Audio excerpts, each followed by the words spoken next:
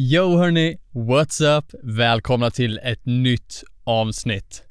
Väldigt kul att vara tillbaka i studion, speciellt med tanke på förra veckans uppehåll. Och för er som inte hängt med på det, uppehållet hade att göra med att jag var tvungen att åka upp till Ljusdal.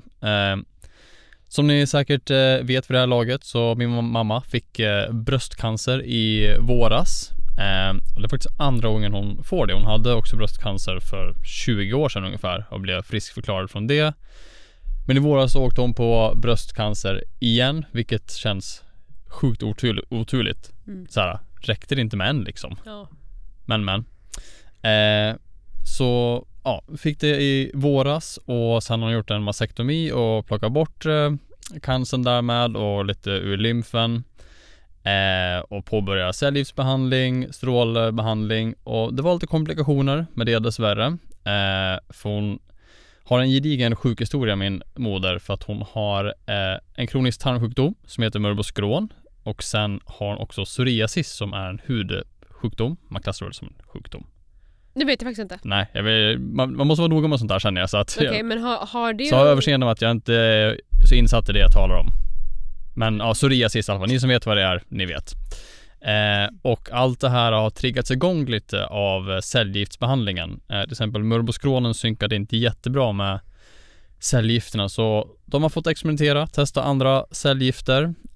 För att cancern som hon fick var negativ, om jag minns fel, eller om jag minns rätt, vilket är en liten aggressivare cancer, och därmed tog man lite aggressivare cellgifter, och det var de som inte synkade så bra med Mörbos Crohn. Sen har psoriasisen satt igång lite av det, så att det har varit mycket upp och ner. De har fått hålla på fram och tillbaka för att hitta det som funkar. Sen efter allt det här så var det stabilt ett tag. Alltså man mår inte jättebra av en cellgiftsbehandling och strålning parallellt, men det var bra, alltså om man tar det i perspektiv. Men sen för lite mer än 8 veckor sedan så fick hon åka in akut till sjukhuset för att akut operera tarmarna. Det var som ett tarmvred. Det var liksom tvärstopp. Men det räckte inte med en operation. De fick göra 2 operationer för att första gick inte som tänkt, och i och med detta så blev hon kvar på sjukhuset i 5 veckor. Det är lång tid. Det är lång tid, och det var inte alls kul för henne. Hon gick på väldigt starka smärtstillande, vilket gör att man börjar hallucinera och grejer. Man ser saker framför sig, och hon börjar se liksom, alltså typ saker som hade med familjen att göra, och så här, hon svek familjen och jag var ovän med henne, och hon bråkade med folk, och det var massa grejer som gjorde den här sjukhusvistelsen väldigt jobbig för henne liksom. Otäck också, måste ja, och sen efter det så hade hon svårt att komma igång med att få i sig näring och fast föda och dricka och sånt. Så att hon fick gå på dropp en längre tid. Och sen fick de aldrig någon riktigt rätt sida på det här, att hur hon skulle få i sig näring. Men sen helt plötsligt så fick hon åka hem. Men problemet var då när hon kom hem, det var att hon fick ju inte i sig näring. För väl på sjukhuset fick hon ju dropp. Och då, det funkade ju. Men när hon väl kommer hem, då har hon inget dropp. Eftersom inte hon fick i sig någon fast föda, så får man inte i sig någon näring, för alla vet vad som hände då liksom. Så hon fick åka in igen. Och sen ungefär samma resa. De försöker hjälpa henne att få i henne näring, få igång aptiten lite grann, köra lite dropp parallellt, skicka hem henne. Och den gången hon åkte hem, då hade hon en väninna med sig hemma, som tur var. Ja. Men då var det så illa att hon svimmade inne i badrummet, vilket är livsfarligt. Och sen fick hon då åka in igen efter det, och då började hon gräva lite djupare i vad är anledningen till att hon inte äter, och hur kan vi få henne att äta. För de har lite lagt det på henne att börja äta så kommer du må bättre. Ja. Men så här, jag får inte i mig mat. Nej. Spelar ingen roll vad ni serverar, jag får inte i mig mat. Nej. Men då kom de fram till att om man får tillsatt kortisol under en längre tid, då kan kroppen sluta tillverka det själv. Och kortisolet har jättemycket att göra med din aptit och allt det där. Energi. Precis, aptit och energi. Så nu har de börjat tillsatt kortisol, och då märkte man stor skillnad i aptiten och energin. Så att nu har hon fått komma hem igen och nu blir det stabilare och bättre för varje dag, vilket är jätteskönt. Jätteskönt, äntligen. Men sen måste man bara hitta då någon plan på att trappa ner det tillsatta kortisolet så hennes kropp börjar producera det själv igen. Men det viktigaste först och främst är att hon får i sig näring. Ja, och att hon mår bra och blir bättre varje dag. Kan det vara typ 10:e veckan nu att hon är dålig? Att vi går in på 10:e veckan här? Ja, absolut. Och tänk själv att må dåligt så länge. Och att den på de 10 veckorna, man kan lägga till med sjukhus 8 av de veckorna. Ja. Det vet jag inte exakt. Men det är... Jag kan inte ens tänka mig något jobbigare. Så därmed så var jag lite akut tvungen att åka upp till Ljusdal förra veckan, så därav blev det inget poddavsnitt då, så hoppas ni har överseende med det, och till alla er som har skrivit till oss på sociala medier, tack så jättemycket för ert stöd. Ni är så fina och uppskattar er så mycket.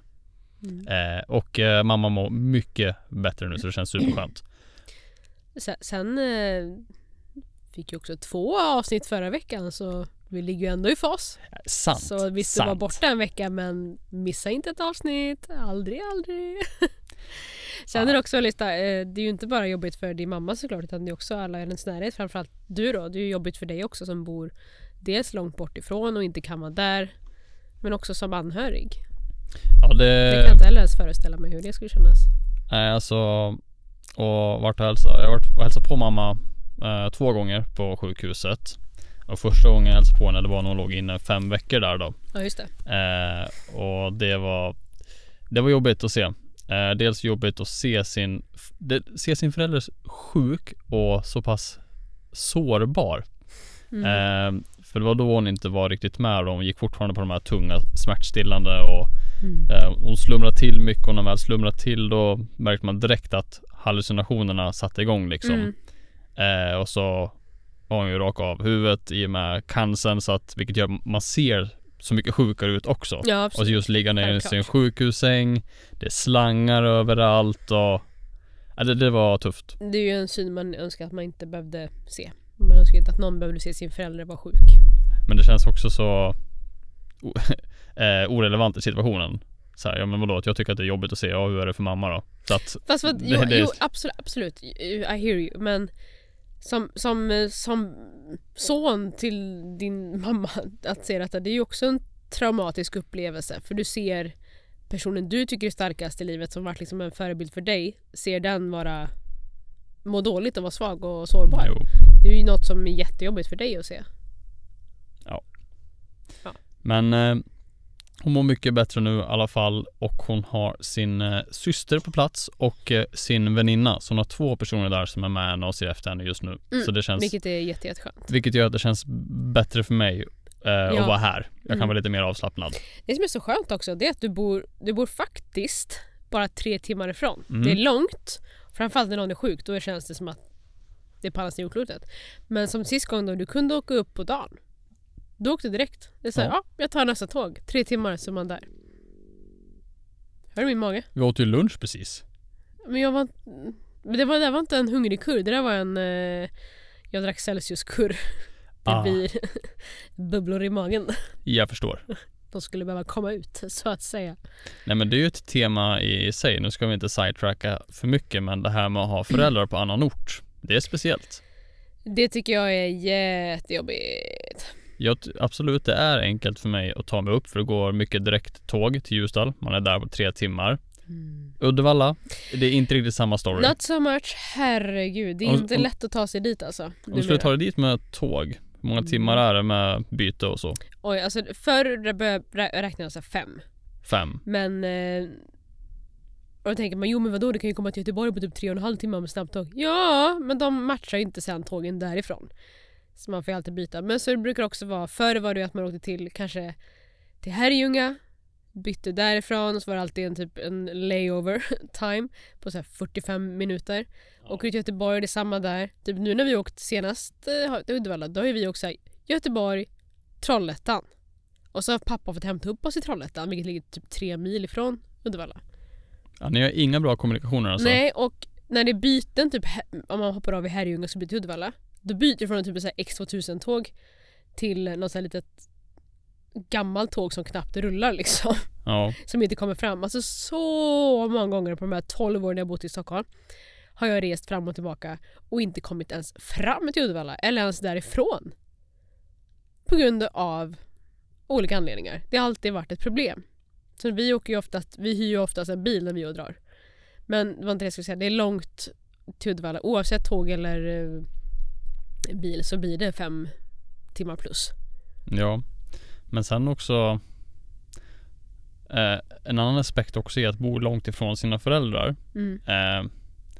Jag tycker det är jobbigt att man inte är en naturlig del av varandras liv som man var när man bodde hemma. Det tycker jag är jobbigt. Ja, det tycker jag också. Det blir... Ja, men hur många gånger per år träffar man sina päron liksom? Typ nu då under hösten. Nu har det varit speciellt för mig, men en vanlig höst kanske jag är hemma 2 gånger plus jul eventuellt. Skulle inte ens säga 1 gång plus jul. Höst sa du bara. Ja. Kanske hemma 1 gång i september och så kommer den nästa jul. Förstår du vad jag menar? Ja, så att så här då. Jag tror jag kan absolut räkna på båda mina händer hur många gånger jag träffar föräldrarna under ett år. Ja. Alltså jag räknar ju ut det för något tag sedan att typ vi var hemma i jul hos mina föräldrar. Sen var vi borta i 3 månader. Sen åkte vi hem till mina föräldrar. Var det midsommar? Jag tror inte vi var hemma innan dess. Jag kommer inte ihåg vart vi spenderade midsommar. Ja, det var hemma hos mig. Okej. Så från jul och midsommar har gått ett halvår däremellan. Och sen kom vi hem senare i augusti också, en vecka. Och nästa gång vi åker hem nu är lite november över en helg för att fira. Och så 4 gånger på ett år. Men i år var vi i LA, så att det är lite speciellt år. Absolut, men det är fortfarande 4, max 5 gånger per år. Ja, du hör. Det är väldigt lite. Och när vi är hemma, då är inte vi hemma i 3 veckor. Det kanske är jul som längst liksom, men sen är det typ en helg eller några dagar där eller några dagar där. Så ja. Det är skitsvårt. Och det är samma så här, vet, farmor och farfar. Alltså det är ju liksom jättejobbigt. Ja. Man är så långt borta. Ja, det är tufft. Så nära men så långt borta. Ja, det är tufft. Men jaha, det var det introt. I och med det sagt, vad händer? Checkar in på dig. Hur mår du? Nej, men det är väl det som har varit aktuellt för mig senaste tiden. Finns inte så mycket mer att säga. Nej, men hur mår du? Ja, men jag mår bättre nu. Ja. Alltså just för att jag vet att hon mår bättre och är i trygga händer. Men det är klart, det är upp och ner. Är det. Men just nu är jag lite överväldigad av jobb. Vilket jag vet att du också är. Men i och med att jag åkte upp de här dagarna och så förlorar man några jobbdagar. Vilket, alltså det är inga konstigheter. Det var inte ett svårt val liksom. Men faktum är att man släpar efter med jobb. Och vi har en flytt som sker om mindre än 2 veckor. Och i allt det här så ska vi göra vårt dagliga jobb. Men nu har det börjat komma in lite andra jobbförfrågningar också. Som kommer in och stökar i schemat. Så att det är lite så här. Vänta, vad händer? Vi ska flytta. Vad ska göras? Jobb. Vänta, va? Jag känner mig bara jag känner att det är lite mycket så man blir typ så här apatisk. Man bara, jag tar en nap på soffan. Va? Okej, och där är du och jag så olika. Och det kan jag störa mig något så fruktansvärt på. Att när det blir såna här perioder, jag är så här, ja, då ska vi se listor. Check, alltså mitt mål är att dra av så många punkter på en dag för en lista. För mindre listan blir, desto bättre går det liksom. Jo. Så jag är så här att okej, det här måste bort, det här måste göras, ta. Och du blir apatisk. Ja. Vilket blir att då får jag göra ännu mer. Så det är så här, ja, då räknar jag ut, vi har kollat med 2 veckorna, räknar ut att de enda dagarna vi kan packa, det är fredag, lördag, söndag och vi flyttar på måndagen. Vi har alltså 3 dagar på oss att flytta allt vi äger och har. Samtidigt ska det rensas då och saker ska säljas. Eftersom vi inte ska ha med oss allting. Och vi ska ju filma allt detta som vi lever på att filma saker vi gör. Och jag bara säger att det här går inte. Så jag börjar ju igår kväll med bara rensa ut. Jag fick gjort 2 flyttlådor och 3 skåp. Ja. Och slängde en stor sopsäck. Med gamla papper och skit liksom. Men vet du vad det positiva är? Nej. Det är att vi inte äger så mycket grejer. Det spelar ingen roll, jag får fortfarande väldigt mycket att göra. Därför med typ så här, jobbsaker, beta av. Alltså bara få bort, rensa saker så man får mer tid att göra det andra. Så innan man gör allting. Och nu när du kommer in, idag fick vi då en jobbgrej som ställer till det något fruktansvärt i detta. Jajamän. Man bara Men det är livet. behövde inte den. Men självklart ställer vi upp liksom. Jajamän. Själv, det gör vi. Det går bra. Då löser vi det. Men det innebär att ännu mer att vi måste ligga i fas. Så nu har vi chansen. Vi har 2 veckor. Om en vecka är det för sent. Så jalla. Make stuff happen. Jag kan ta en annan grej om jag ska outa mig själv lite. Släng ut det. Ja, jag slänger ut det. Men jag gillar att vara transparent med er, det vet ni. Vi gjorde nyligen en intervju med Svenska Dagbladet. De har en grej som heter Min träningsvecka. Och så hörde de av sig till oss och frågade om de fick göra en intervju med oss om våran träningsvecka. Men grejen är att alltså min träning just nu, hörni, den är obefintlig. Och vi har haft väldigt mycket jobb och det har varit mycket med familjen och lägenhet och allt vad det är. Vi har startat upp den här podden, vilket är en helt ny plattform som vi håller på att lära oss. Men nu har det blivit lite att, om jag ska vara ärlig med mig själv, jag fastnar lite bakom att gömma mig bakom att vi har mycket jobb, vilket har gjort att träningarna hamnar åt sidan. Men det här är en jävla ond cirkel, för att jag vet att jag mår ju sämre när jag inte tränar. Jag vill komma igång med träningen. Men typ idag är kaos. Jag kommer inte få till träningen. Jag vet det. Jag vet att jag ligger efter med så mycket grejer i och med att jag var borta förra veckan. Så att träning den här veckan kommer förmodligen inte ske. Men jag vill verkligen komma in i träningen. Jag saknar den och jag hatar att känna mig i oform. Jag mår lite dåligt över att jag inte har igång träningen. Det är inte jättebra för psyket. Nej. Men alltså, Och jag jobbar för att komma tillbaka till det, men det går inte så bra just nu. nej, men vilket som är också kul, är att du har haft den här diskussionen i många år.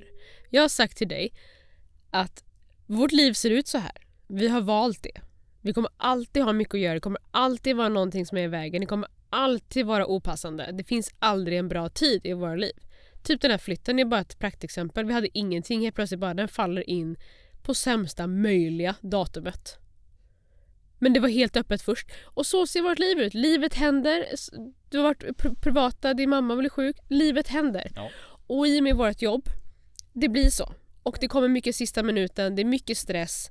Och när det inte är stress, ja då är det bara att förbereda sig för nästa stress som komma skall. Ja. Och därför måste man alltid ligga 3 steg före vårt jobb. Och det är det jag jobbar så himla mycket med, för jag överlever inte annars. För här har suttit en hund, tror jag, det är hår här. Då är det du som är allergiker sen då. Nej, men någon har ju varit här. Det är hår. Katt kanske. I alla fall. Det jag skulle säga var. Man måste ligga 3 steg. För er som inte kollar så är det katthår eller hundhår i soffan som Julia sitter i. Hår? Gosigt. I alla fall, det jag skulle säga var, vi måste ligga 3 steg före i våra liv. Och om inte jag gör det, då får jag stress och panik. Och jag får ännu mer stress och panik på att du inte känner samma. Och det stressar mig något fruktansvärt.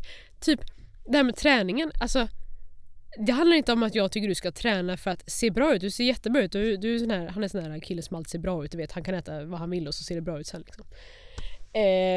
Det spelar liksom ingen roll. Ja, du har också precis gjort en glow-up-dag på mig, så nu ser jag bättre ut än någonsin. Det tar vi sen. Ifall ni... Ja, men nu tar vi det sen. Nu är det min berättelse här. Okej. Lyssna noga. Jag lyssnar. Ja, berätta om rutiner. Nu tappar jag bort mig. Perfekt.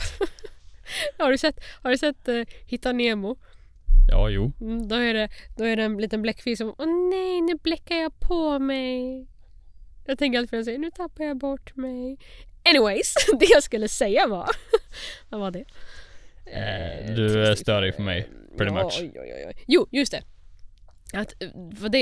Jag vill inte att du ska träna för att vara i form, alltså utseendemässigt. Det är okej om du tycker det också. Lyssna innan jag tar bort mig igen för 5:e gången. Fan! Nu tappar jag bort mig. Hon bläckar på sig. Okej, vänta. Jag har det. Jo, jag vill inte att du går och tränar för utseendets skull. Jag tycker det är skitviktigt att du går och tränar för 1.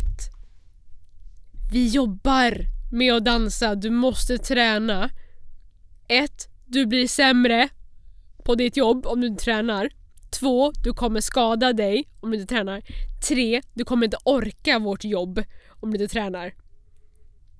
Och sen det fjärde då, att ditt psykiska. Jag vet att du mår mycket bättre och mycket mer energi. Ja, och jag lever med det. Jag vill gärna ha den energin. Så det handlar om rutiner, och jag har verkligen försökt i typ 6 år att vi ska hitta så här struktur, vi ska jobba. Men du faller ut ur den ramen fortare än alltså. Och så är det svårt att hoppa in i den igen. Ja, det har jag. Ja, jag faller också ut. Men jag hoppar in i den dagen efter. Eller helgen efter. Alltså, jag sitter och planerar. Alltså, jag får panik på det ibland. Att det blir så... Allt det här som jag snackade om förut. Att det blir allt eller inget. Jajamän. Ena så är det allt. Det blir verkligen alltid så här. Ja, nu är det så. Och så händer något som får lite off banan. Ja, då är det ingenting. Det räcker med en vindpust. Ja. Och så här har vi hållit på i 6 år. Nu har vi ett schema, det är bra.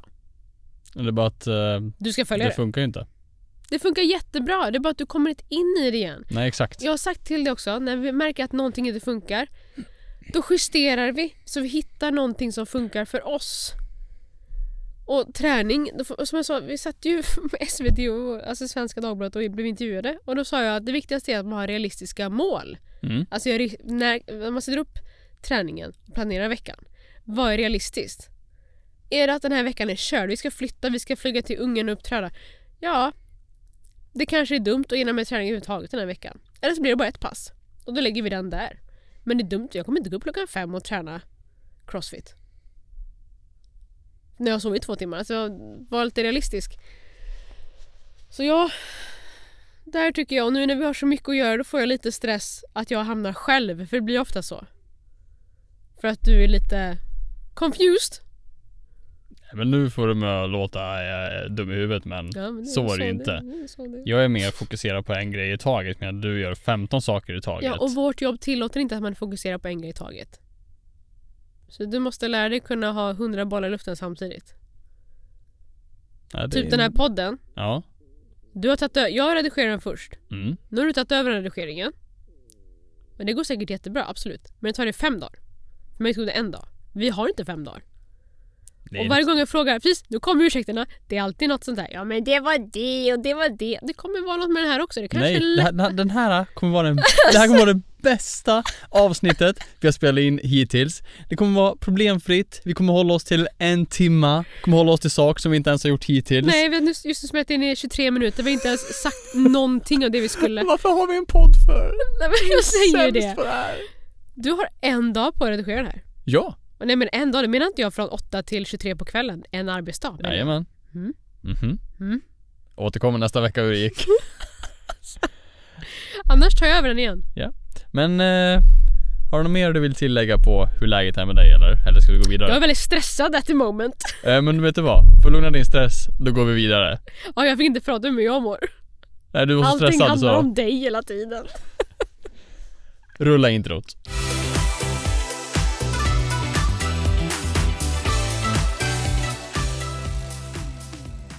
Ja, men dagens lite diskussionsämne och tema här då.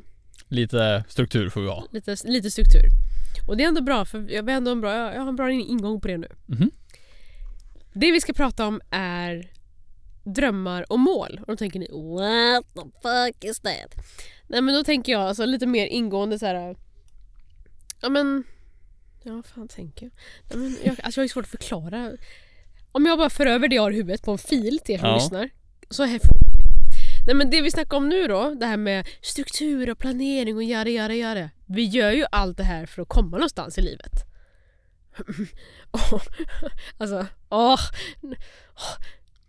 Har ni varit ihop med norrlänning någon gång? Jag kör den. Julia kom bort sig helt. Nej. Ja, hur gör norrlänningar? Ja, det är typ ja, eller vad ska man översätta det till? Ja. Men Nino har att han har tagit bort ljudet. Så han gör bara munnen. Eller så här, ska jag förklara för er som lyssnar också. Så man gör ljudet fast utan ljudet då. Så man formar läpparna som en pussmun. Sen blundar man. Och sen drar man en nick samtidigt. Det är tyst. Jajamän. Och sitter man och pratar med någon och kollar på den när den gör det. Man bara, vad händer? Jag önskar att vi i Bohuslän hade någon så här. Sen finns det också en ännu mer subtil. Man bara gör pussmunnen. Men då ser det som att då ser det bara creepy ut. Är det bara där borta? Nej, man bara... Ja, men det är jättecreepy. Hoppas du inte sitter så och gör så till andra.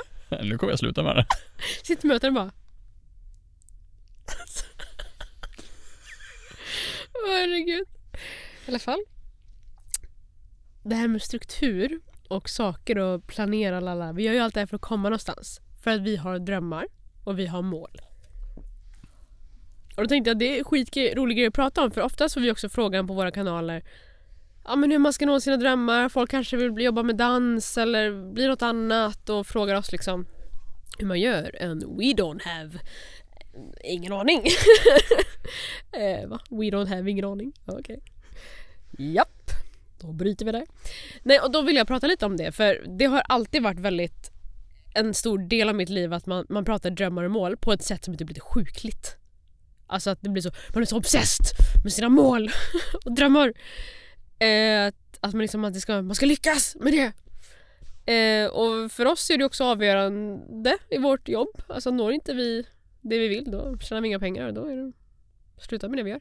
Och då vill jag prata lite om drömmar och mål. Och då finns det många olika kategorier på detta.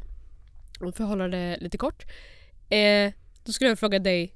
Jag frågar först, vad är det för drömmar? Massor drömmar egentligen. Både privata och jobbrelaterade. Men de hänger ihop väldigt mycket, skulle jag vilja påstå också. Eftersom vi jobbar med vårt privatliv. Ja, jo. Men jag börjar väl rabbla helt enkelt då. Jag vill jättegärna bo i hus någon dag. Och då...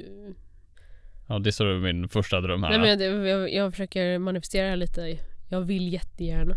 Min dröm är att... Jaha, jag sa fel. Jag vill att du använder. Min dröm är... Tänker du real material här? Jag måste säga vissa lines. Nej, jag tänker bara sluta vara ödmjuk. Det handlar om dina drömmar. Jag skulle jättegärna jag skulle vara glad om jag fick en liten katt. Jag vill bo i hus, ja! Jag vill ha min dröm är att bo i Volvo hus. Villa Bove. Okej. Nej, men det vill jag faktiskt. Vill du ha en Volvo? Nej. Nej, exakt. Jo, jag är faktiskt typ en... Be careful what you wish for, 'cause you just might get it. Okej. Ja. Nej, men jag drömmer om att... Nej, jag vill säga hur jag vill. Skit i dig. Jag vill jättegärna bo i hus någon dag. Ja, men lyssna på mig då. Sluta vara så irriterad på mig.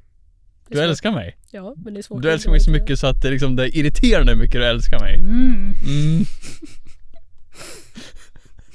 Vad är dina fucking drömmar? Min fucking dröm är att bo i ett fucking hus, ha en fucking bil och en fucking vovve. Fattar du eller? Okej, var du klar där eller? Det är det enda drömmen du har. I så fall jobbar vi med fel sak. Jävla skit! Jag visste att jag valde fel, jag skulle gått igen. I så fall måste vi byta jobb. Aj. Det är vårt jobb, har man inte råd med det. Jag sitter här och poddar och tror jag ska få ett hus. Samarbete med Swedbank. Här har du 1 miljon. Allt vi pratar du fick en ytterdörr. Allt vi pratar med nå sina mål och struktur och vi jobbar för att nå våra mål och så drar det ditt största dröm med typ någonting som man inte kan uppnå som dansare. Som man inte kan uppnå. Jo, man kan, men. Nej, men vill bo i hus och ha bil längtar jag jättemycket till. Och hund är ju något vi längtar väldigt mycket efter båda två alltså. Det är ju liksom det är ganska illa vi liksom går. Vi har Hugo med oss dagligen. Nej, alltså jag tror inte folk förstår. Vi har kommit till en form av sjuka huvudbeteende. Men tänk er den här nivån när folk köper liksom bebiskläder till barnet som de inte ens är gravida med nu. Tänk den motsvarigheten fast hund. Ungefär där är vi. Men alltså vi pratar om vår framtida hund varje dag som att han finns och bor hos oss. Ja, så är vi ute och promenerar då sträcker du ut armen som att du håller i ett koppel med Hugo. Jag går ju inte så utan jag är mer typ så här: titta. Ja, eller de sitter i soffan och säger Hugo. Får inte avslöja för mycket. Gjorde jag bort mig? Ja. Aj då. Det där är mellan oss två. Ja, fan. Jävla skit. Ja, vi vet om att vi är sjuka i huvudet. Men det är vårt sätt att dagdrömma lite. Och det är väldigt mysigt. Och vi ligger och kollar på hundklipp på vår framtida hund som inte finns. Nej, men what else då? Sen vill jag jättegärna ha ett eget kontor någon dag. Jag tänkte på det, jag satt och skrev ner där innan avsnittet. Först tänkte jag så här, ha kontor hemma. Ja, men det kan man absolut ha. Men det ska vara lite bonus. Jag vill hellre ha ett kontor som inte är hemma. Så man får känna att man åker iväg till jobbet. Och i det kontoret också vill jag ha en liten dansstudio. Jag ser inte framför mig en dansskola nödvändigtvis, utan mer dansstudio för vårt bruk. Och eventuellt typ hyra ut liksom. Sen lite mer karriärsmässigt. På något sätt skulle jag vilja dansa med eller jobba med en världsartist. På något sätt. Hur den må se ut. Mello. Vad dansar i Mello? Den vill man ju bocka av någon dag. Den vill man absolut bocka av, ja. Ja, men och det säger sig självt med de grejerna jag sagt nu innan, men mer ekonomisk trygghet.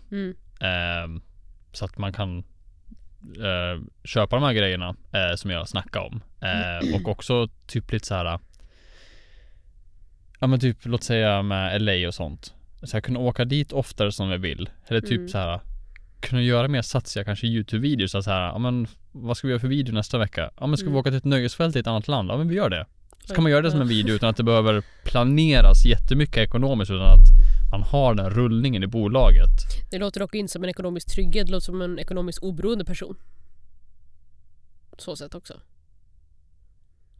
Ja, ekonomiskt, jag funderade på om jag skulle uttrycka mig som ekonomiskt oberoende. Jag tycker det låter så jävla maxat. Okej, men det låter fattar helt vad du menar. sinnessjukt, Ja, men jag liksom. fattar, men precis, trygghet, det är ju inte det var någonting mitt emellan där du beskrev. Men jag fattar det vad jag du nämnde menar. nu dock, åka utomlands och spela in en video i ett annat land. Det var ju inte åka på en spontan semester. Det får inte folk misstolka. Nej, det är ju en investering i ett projekt. Jo, jag menar bara att det är mycket pengar som investeras i ett projekt. Det är ju inte ekonomisk trygghet. Jo, men då är ju tanken då att jag får igen de pengarna för att det är så pass många som kollar på videon sen. Jag fattar. Ja. Men jag menar, trygghet, då ser jag det personligen mer som att men du får en fast lön varje månad som gör att du klarar dig. Och det är tryggt. Men ett hus kanske man inte spontant köper om man har en ekonomisk trygghet. Spontant har jag aldrig sagt. Men du förstår vad jag menar. Ja, att alltså, ett hus är ju fortfarande få förunnat liksom. I Stockholm. ja precis. Ja. Det är säkert få förunnat i andra städer också, men bara tänkte på lägenheten vi sålde nu. Vår lägenhet är såld. Yay! Att det skulle vi kunna få ett hus för i en mindre stad. Jag blir typ irriterad. Ja, jag vet det är katastrof. Nästa, får jag ställa lite följdfrågor på detta då? Bara så vi får igång en diskussion kring dina drömmar. Om du skulle vara lite så här, sätta lite milstolpar på dem eller i tiden. Vad ser du själv om 5 år? Jag skulle nog vilja säga att i en drömvärld så har mest av det där hänt inom 5 år. Okej. Hus vet jag att, för nu flyttar vi precis till en ny lägenhet. Kanske är så här, men då ska vi ha hus om 5 år. Vi bodde i den här ettan i nästan 7 år nu, men liksom. Så jag vet att det låter orealistiskt, men jag vet också att när väl saker och ting tar fart, då kan det gå snabbt också. Så absolut. Att jag hoppas att allt jag nämnde har hänt inom 5 år.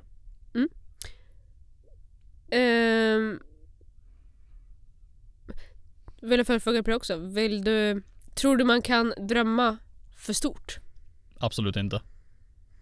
Tror jag inte. Men sen tror jag man kanske får vara beredd att justera sina drömmar ibland. Att allt inte går som man har tänkt sig. Precis. Men det kanske dyker upp nya drömmar längs vägen. Och hur har dina drömmar förändrats längs vägen om du tänker tillbaka 5 år sedan? Drastiskt. Ja. Speciellt sen jag träffade dig. Vad hade du för drömmar innan du träffade mig? Dansa med världsartister, flytta till USA och etablera mig som dansare där.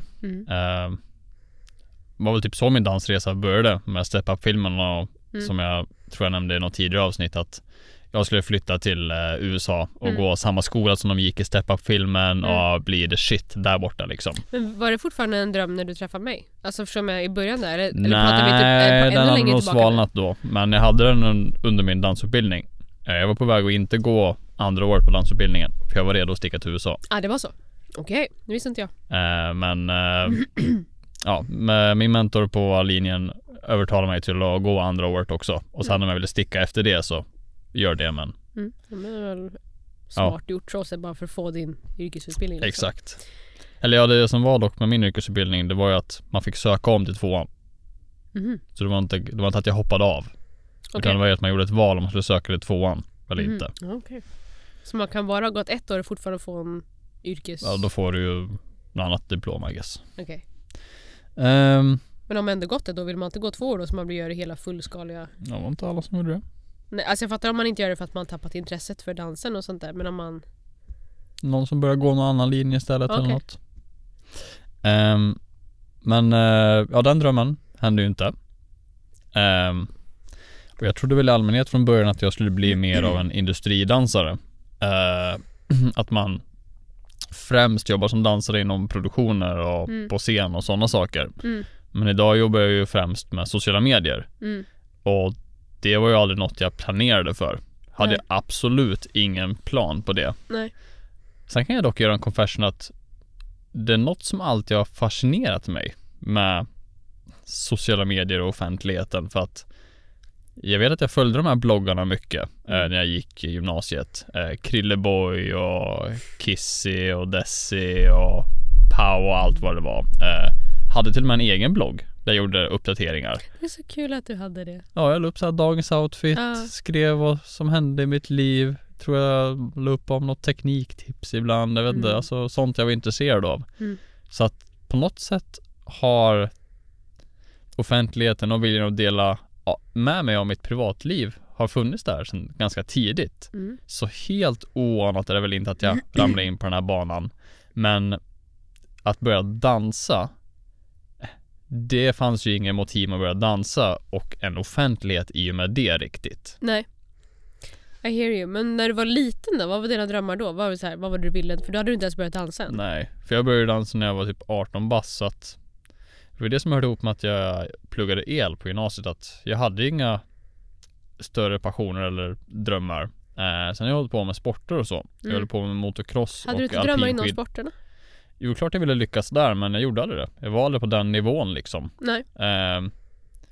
Det var lite jobbigt. Jag har aldrig liksom varit det här underbarnet inom något jag har gett mig an. Nej. Alltid funnits folk som har varit bättre än mig, och det var jobbigt liksom. Ja. Det är så här, om jag tävlade i alpinskidåkning liksom, då hamnar man precis utanför pallplats, eller man hamnade precis utanför kvala till den stora tävlingen eller sådana grejer. Man var alltid precis där på gränsen liksom. Fortfarande skitduktig, men det var not enough liksom. Och om jag ska vara helt ärlig, så känner jag faktiskt inom dansen också. Ja, 100%. Att jag vet att jag är fett duktig.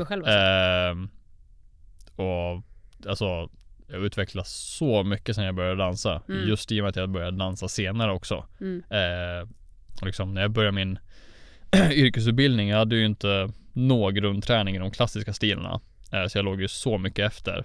Och från det till att faktiskt jobba med dans idag. Bara den resan är ju fantastisk. Men jag är ju inte heller den som går vidare på auditions och blir kontinuerligt bokad på alla jobb.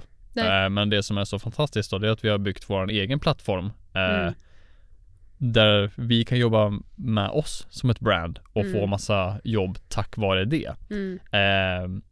Sen vet jag att dans är ju en konstform, och konstform är ju, vad man tycker om konst, det är ju subjektivt. Det är ju svårt att mäta sig med varandra.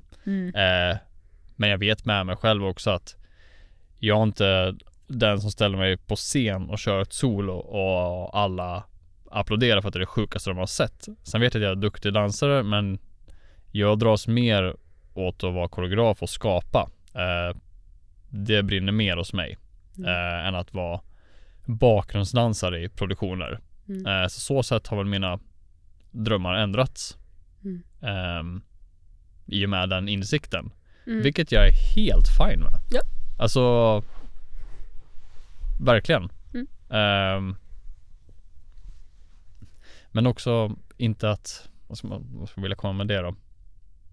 Så här, alla kan inte vara bäst på allting. Nej. Men lite så här, okej, vad kan jag göra av det jag är duktig på? Hur kan jag anamma mina skills och mina kompetenser och göra någonting utav det. Och det är lite det jag inspireras av med min egen resa. Och därför jag dansmässigt så här, för jag kollar ju mycket på de här, gillar inte att benämna dem som, alla fattar vad jag menar när jag säger YouTube-dansare. När jag växte upp och som var mina inspirationer. Men jag vet ju också att de YouTube-dansarna, de är riktiga dansare. Men jag säger bara YouTube-dansare för att alla ska fatta. De har ju aldrig riktigt varit någon industridansare heller. De har alltid mer gjort sin egen grej och varit artister inom dansen. Och det har jag alltid sett upp mer till än industridansare. Därför dras jag mer åt det själv också. Mitt eget skapande och vårt skapande. Nu vet jag knappt vad frågan var längre. Nej, jag pratar om drömmar. Du pratar om något annat, tror jag. Ja. Men jag går vidare lite med det jag ville prata om då. Vad gör du idag? Vad har du för mål? Så här kortsiktiga mål? Det är lite lurigare faktiskt. Fast vi vet ju typ aldrig vad som kommer till oss. Nej. Det är det som är lite lurigt, men kortsiktiga mål. Nu ska vi flytta och det var ett mål vi har haft under en längre tid. Så den är ju avklarad. Vill tillbaka till LA snarast. Så det är ju definitivt ett kortsiktigare mål.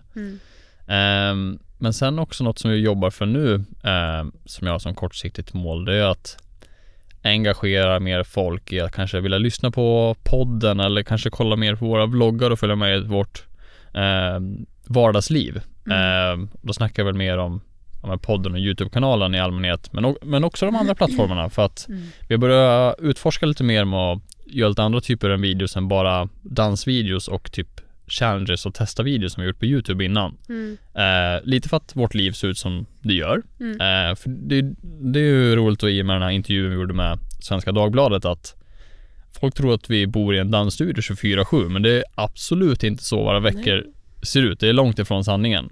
Det är massa annat som händer i vårt liv också. Då försöker vi hitta sätt att göra innehåll på vad som faktiskt händer i vårt liv. Därav blir det lite mer vloggar och sånt. Men alla är ju inte vana att se det från oss. Så att det kanske inte är det de engagerar sig mest i alla gånger. Men det är ett kortsiktigt mål att vänja vår publik med det och kanske också dra in lite ny publik som är intresserad av att se mer de grejerna. Så det är ett kortsiktigt mål. Och träningen då. Ja, den där hela grejen, ja. Just det. Jules då? Vad har du för mål och drömmar? Men det här är intressant, för jag funderar lite på det här nu då. Det som du pratade om också lite innan. För mig har det varit, som jag sa innan, väldigt så här, fokuserat på man ska drömma stort och drömmar, mål. Det har varit väldigt typ det enda man tänker på om dagarna typ. Ja. Men jag har också insett att den frågan blir så stor för mig för att det är så mycket. Jag har aldrig... Jag ska kunna svara med att det här är mitt mål och så är det en klar mening.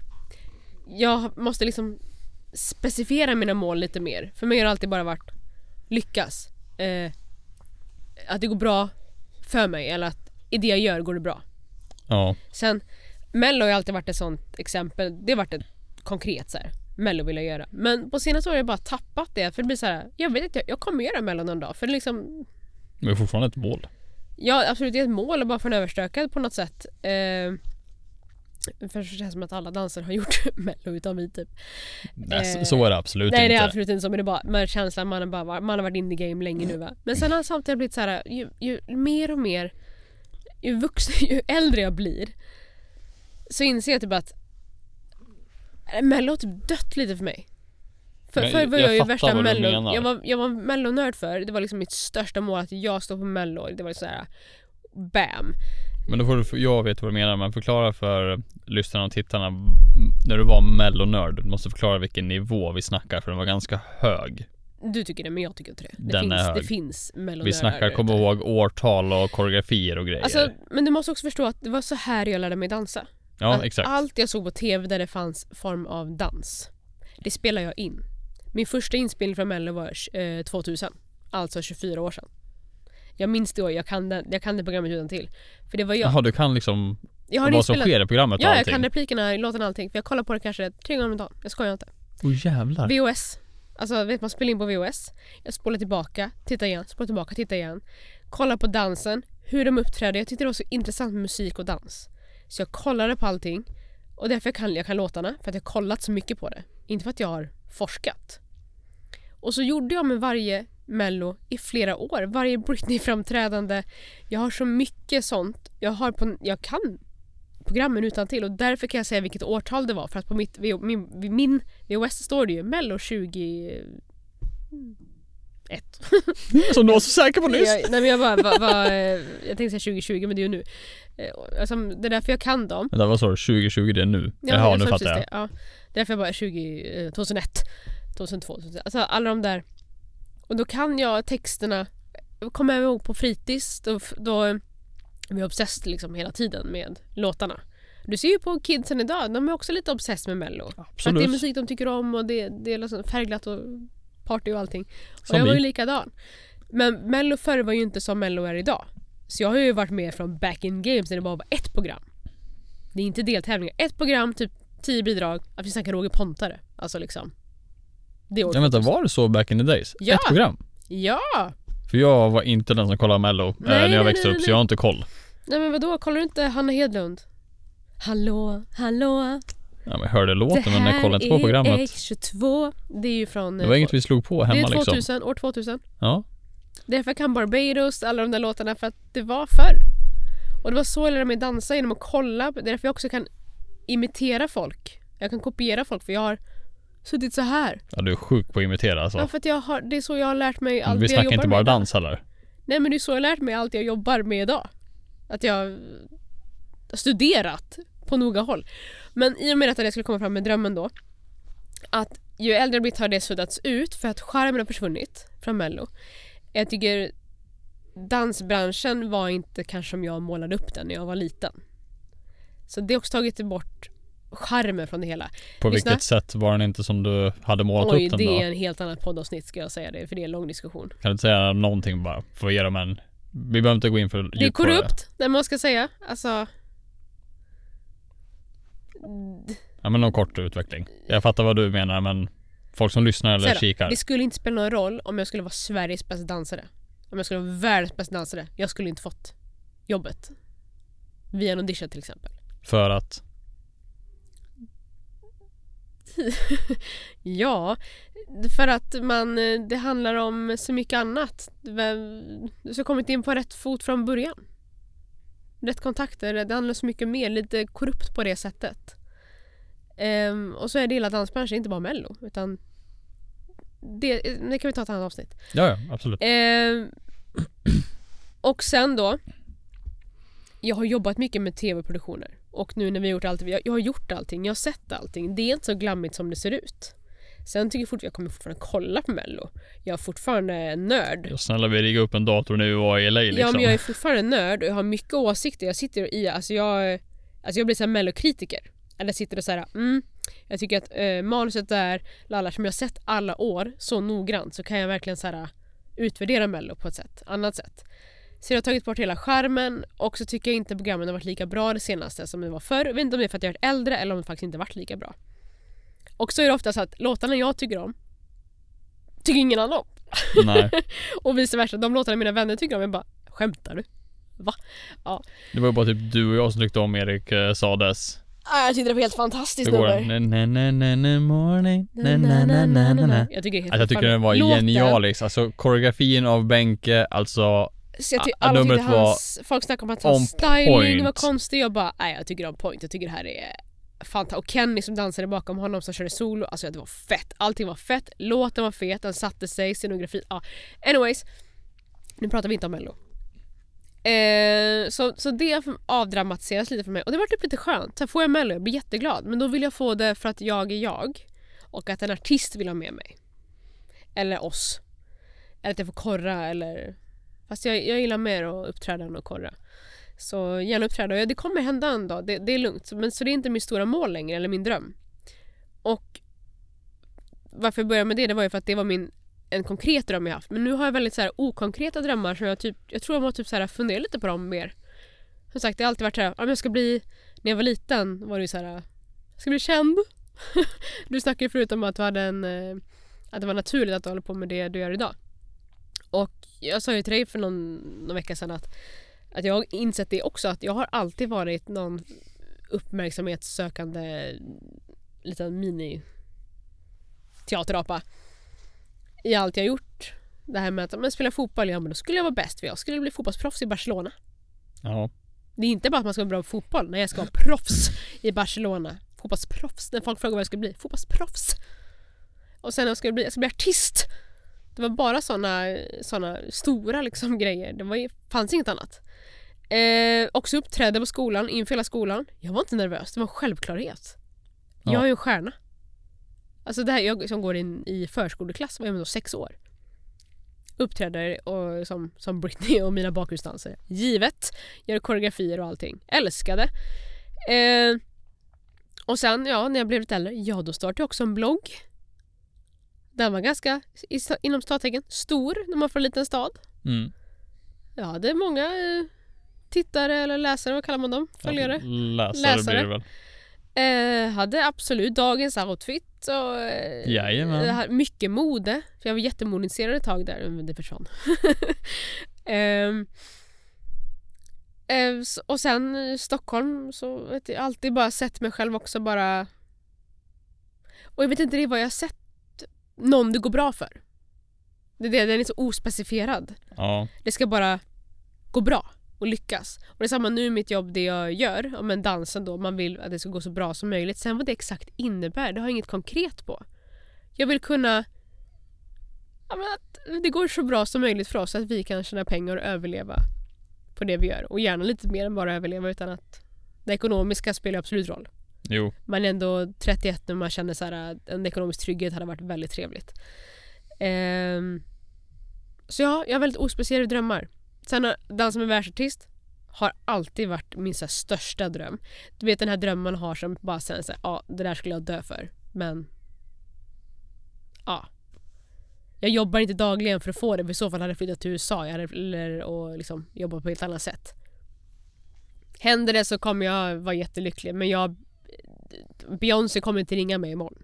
Nej. Och det är inget jag jobbar dagligen för att det ska hända heller.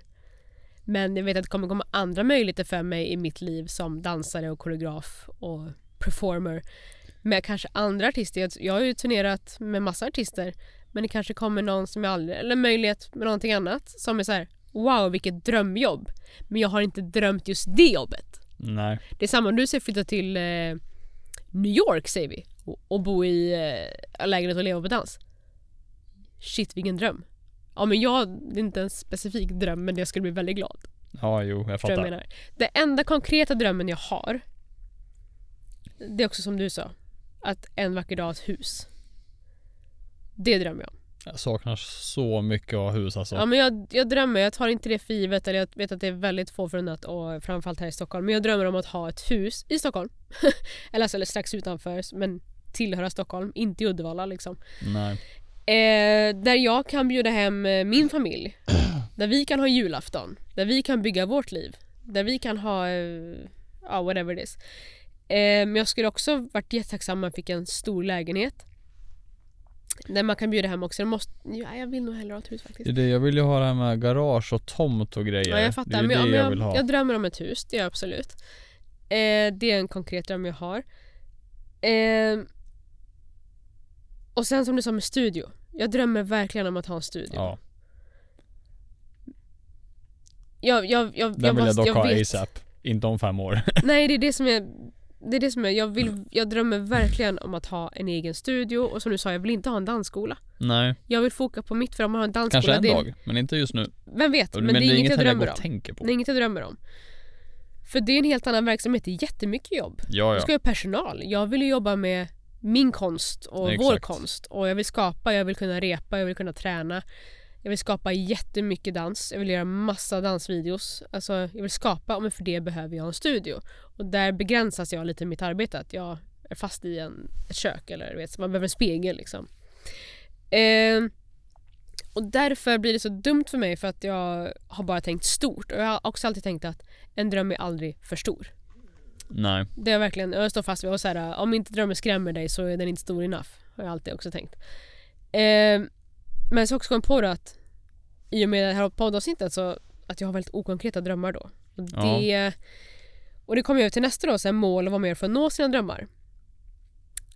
Ja, då får de ju först vara lite specificerade exakt vad det är. För hur ska jag nå dit också om jag inte har? För just nu jobbar jag bara på. Jag tränar, jag dansar, jag skapar koreografi, jag tar klasser och vi gör vårat. I hopp om att det ska gå så bra som möjligt och att mina drömmar kommer till mig. Och så blir jag så här, nästa tanke då. Är det fel att göra så? Eller måste man ha konkreta drömmar exakt vad det är? Så här, min största dröm är att Britney ringer mig imorgon och att vi åker på turné. Men let's face the fact, det kommer inte hända. Och det beror inte på mig bara. Nej. så ja, är det dumt? Är det fel av en att bara göra sitt bästa dagligen och jobba hårt och drömma om att möjligheterna kommer till mig? Absolut inte. Jag tror det är lite så det funkar i våran bransch.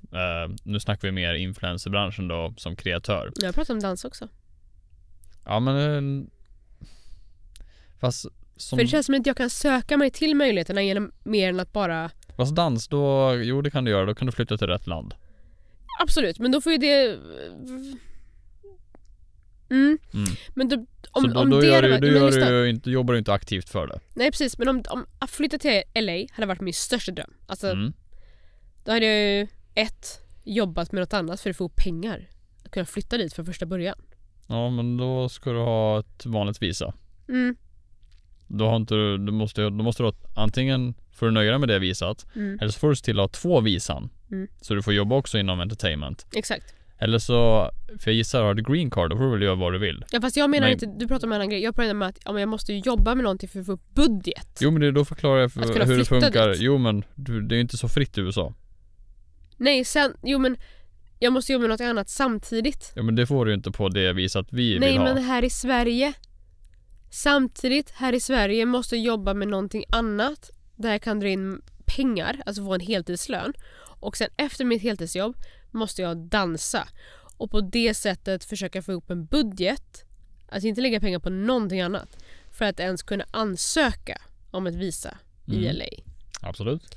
Det är lite det jag menar. Då skulle jag ju börja där. Jag har ju tänkt att... Men det som är så kul med vårt jobb, som du sa, när ifall någonting händer, det kan gå snabbt. Därför har inte jag gett upp de här drömmarna.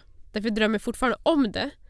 Men jag jobbar inte aktivt för en dröm varje dag. Nej. Utan jag jobbar hårt varje dag för att den stora drömmen.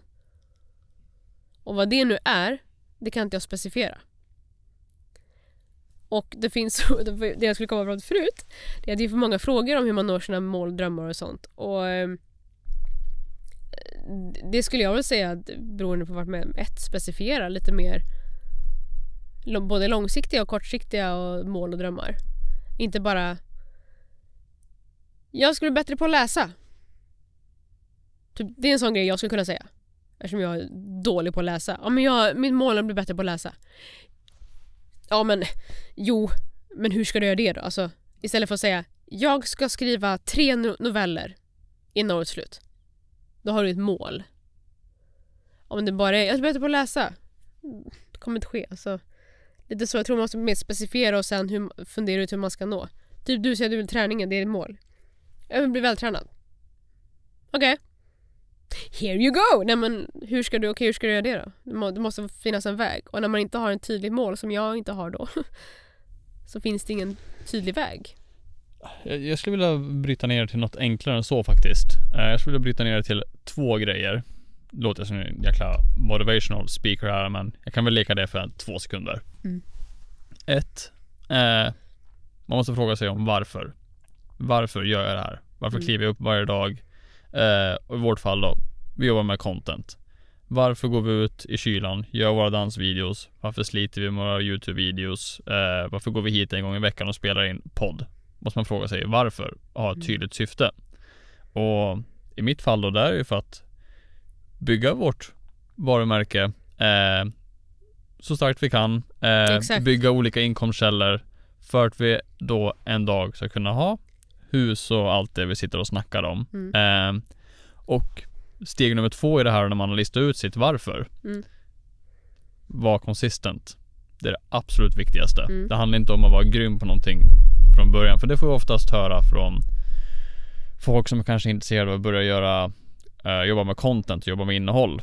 För man ofta säger att men jag har inte koll på hur man klipper och nej, men det är så svårt och nya appar och jag förstår inte hur det funkar. Det gjorde inte vi heller från början. Nej. Vi hade ingen aning. Men 1000 videos senare, jag tror vi ligger på över 1000 publicerade videos på YouTube. Och sen får jag inte nämna TikTok och allting. Det är säkert 2-3 tusen. Miljon. Ja, men det är x antal 1000 videos som vi har producerat. Och idag så är ju våra videos sjukt proffsiga ut, om jag får säga det själv. Vi håller en väldigt hög produktionskvalitet på allt vi gör. Så var det inte i början. Nej. Så det enda det handlar om man vill komma igång med just content. Börja bara skapa videos. Tänk inte för mycket. Nej. Du kommer lära dig längs vägen. Men var consistent. Det är det viktiga. Fokusera inte så mycket på kvalitet och sånt i början. Det kommer. Nej. Så lista ut sitt varför och sen vara consistent med vad du gör för att komma dit. Och sen för mig har det alltid varit, som jag snackade om innan, jag vill alltid ligga 3 steg före. Och det har varit jag har alltid varit väldigt målmedveten som liten. Från jag var liten. Och det har alltid gjort att jag alltid funderat lite för mycket på drömmar och mål. Alltså liksom att det blir liksom obsessed. Okej, hur ska jag nå dit? Okej, hur ska jag tänka då? Okej, men då borde jag göra det här. Jag liksom försöker lista ut hur jag ska leva mitt liv för att nå dit jag ska. Och det har funkat på ett sätt, men också varit lite skadligt på ett sätt för hjärnan liksom. Och prestationsångest och sånt. Men typ jag vet att okej, jag vill jobba framför kameran. Jag vill stå på scen, jag vill jobba med livesändning. Mello, ta Mello till exempel, det är bra. Ja, men det är stor scen, det är dans, det är livesänt. Jag vill jobba med det, hur gör jag? Okej, jag lär mig vad de bakom kameran har lärt sig också. Så kan jag deras jobb också. Och på så sätt kan jag bli bättre framför kameran. Så jag läste ju en tv-produktionsspecialist yrkeshögskoleutbildning i 2 år. På heltid. Och det var inte för att kunna jobba inom ljud och ljus och tv, utan det var för att jobba, ja men hur ska jag kunna som koreograf och dansare bli bättre? Jag lär mig deras jobb. Och det är ju skitsmart. Och också för att kunna ta på dig fler roller också. Ja. Så man kan ha en mer övergripande roll. Jo, men också för att förstå om en bildproducent då. Jag vill förstå hur han tänker. Då kan jag som koreograf eller dansare göra ett bättre jobb. Exakt. Så jag gillar hela tiden att tänka 5 steg längre så att jag alltid ligger steget före. Och i och med att jag gjorde det, då fick jag en så stor inblick i tv-produktion och tv-branschen och produktion överhuvudtaget. Vilket har lärt mig jättemycket. Och i och med det har jag hamnat där jag är idag. Att vi sitter här framför kameran idag. Ja. Och jobbar med ljud och ljus och content i min dans. Så det var ju ett väldigt smart val så sätt som förändrade mitt liv på ett sätt jag inte trodde. Sjukt ambitiöst också. Ja, men det menar jag alltid varit ambitiöst och målmedveten. Jag vill ha den personens jobb. Hur blir jag bättre än den personen? Jag tar omvägen och läser mig till den personen. Vilket innebär att jag lärde känna också jättemycket folk bakom kameraproduktion som gav oss jobb sen. Och du och jag jobbar idag med produktion i så många olika aspekter. Ja, verkligen. Och vet att vi hade en kurs på utbildningen som hette digitalt content hette det då. Digital content, inte sociala medier. För det var inte en grej 2017 liksom. På samma sätt. Och jag tyckte det var så ointressant. Det är ganska komiskt. Splay som vi sitter hos idag. Och vi spelar in den här podden på Splay som är vårt YouTube-nätverk. Splay var och föreläste hos oss på en utbildning. Och jag satt och bara det var YouTube. Johanna Berg gick i en klass över mig. Just det. Ja. Och vi hade klassen tillsammans med dem. Och det var jätteintressant för då berättade hon så här, och hon delade med sig av så här, tankar och åsikter. Jag satt och så här, vem bryr sig om YouTube? Höll de på med YouTube då eller? Jag tror inte det. Nej. Nu kanske säger om vi hann lyssna på det här så vet jag inte om det hade börjat då. Men jag visste inte vem hon var då. Men hon berättade om hennes praktik hon hade gjort och sånt där. Jaha, okej. Och där var YouTube-föreläsning hade vi med dem. Och vet att en i vår klass gjorde YouTube och jag var så här, jaha, what the fuck is that typ. Och här sitter jag idag. Ja. Jag hade kunnat varit, och idag föreläser jag själv om det. Fast typ mer anpassat till dansare. Är inte det sjukt? Det är sjukt. Ja. Men nog om det tycker jag. Jag tycker vi kör på det vi alla ser fram emot mest. Låt oss. Rulla!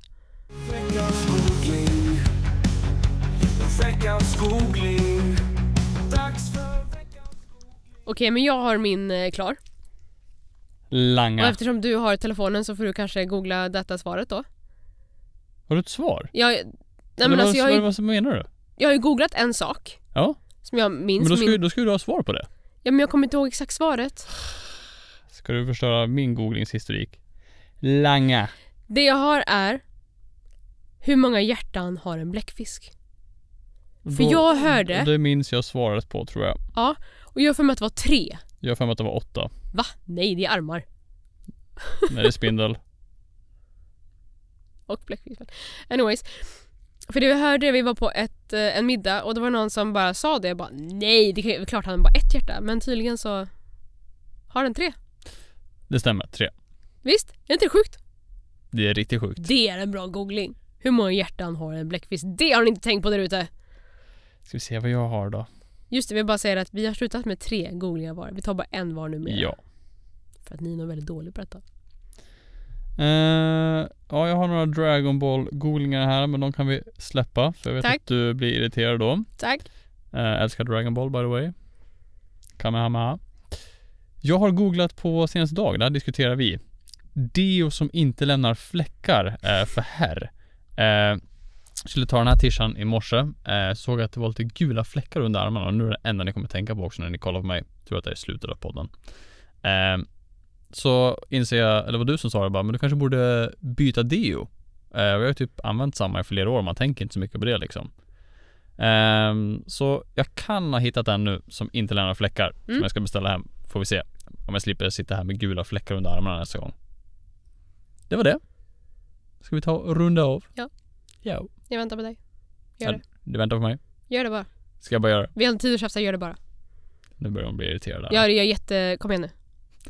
Varför har du inte sagt det än? Alltså, men säg det du om du är så stressad. Ja, och tack så jättemycket för att ni lyssnade eller tittade på veckans avsnitt. Nu måste vi gå för vår poddtid är slut för länge sedan. Så vi måste gå. Ha det så bra. Ta hand om er. Vill du se något sista? Glöm inte bort att ni är grymma som är för det här. Ni är för nu. Slut. Ciao.